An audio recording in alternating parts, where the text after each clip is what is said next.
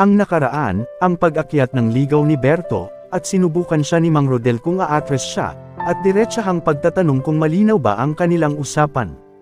At sa pagpapatuloy ng kwento, sumagot si Berto na malinaw sa kanya ang kanilang usapan, at gusto niyang maging nobya si Jasmine at kung papalarin siya na makuha ang basbas ni Mang Rodel. Tumugon si Mang Rodel sa mga sinabi ni Berto na pinapayagan niyang umakyat siya ng ligaw, ngunit na kay Jasmine pa rin ang huling desisyon kung sasagutin ba siya o hindi. At natapos na ang kanilang usapan at kailangan na niyang umuwi, at tinawag ni Mang Rodel si Jasmine, para makapagpaalam na si Berto, at kung pwede ba siyang makadalaw muli at sila naman ang mag-usap. At tumugon si Jasmine sa kahilingan ni Berto, na kung pwede ba siya muling makadalaw, dahil payag ang itay, payag na rin ako pero huwag mo dalasan at baka magsawa ka at maubos ang iyong pasensya.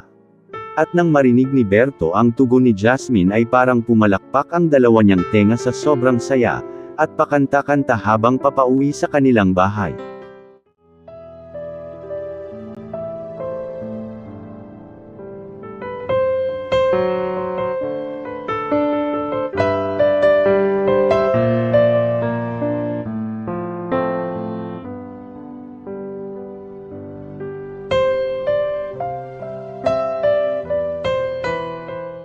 Makayanan kaya ni Berto ang mga pagsubok na ibibigay sa kanya ni Jasmine, at tumawag pa kaya si Jomar? Abangan sa susunod pang mga kabanata ng kwentong walang kapalit, sa panulat at kathang-isip ni Batang Rider.